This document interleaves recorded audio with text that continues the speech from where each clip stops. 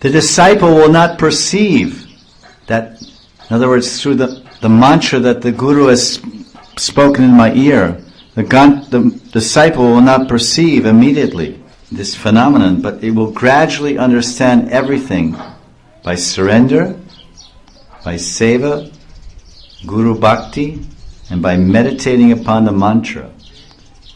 The mantra the Guru gives to the disciple is therefore a direct manifestation of the mantra. That is why Jiva Goswami says in Tattva Sandarbha that one should see his Guru in every mantra he chants. Kam Gayatri, Guru Mantra, Gora Gayatri. Guru is there because every mantra, Gora Gayatri, Gora Mantra is a manifestation of the Guru's love and attachment to Gora. And Gopal Mantra is everything is there. And seed-like. The mantra is like a seed which is filled with the Guru's bhav and realizations.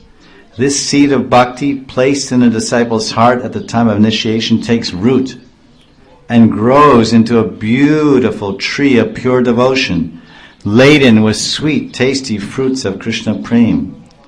At that time, the disciple is qualified to go back home, back to Godhead, to offer his pure love-filled heart in the eternal service of Radha Govinda and Brajadam. The Hare Krishna mantra and the Pancharachika Diksha mantras are very powerful, rasa-filled mantras which can give one the highest perfection of human life. Sanat Kumara Samhita says, the Hare Krishna mantra is very pure and powerful and famous for bestowing Krishna prema upon anyone who chants it. However, success in any mantra chanting, however, depends on the conception or the meaning of the mantra which is held in the mind while chanting it.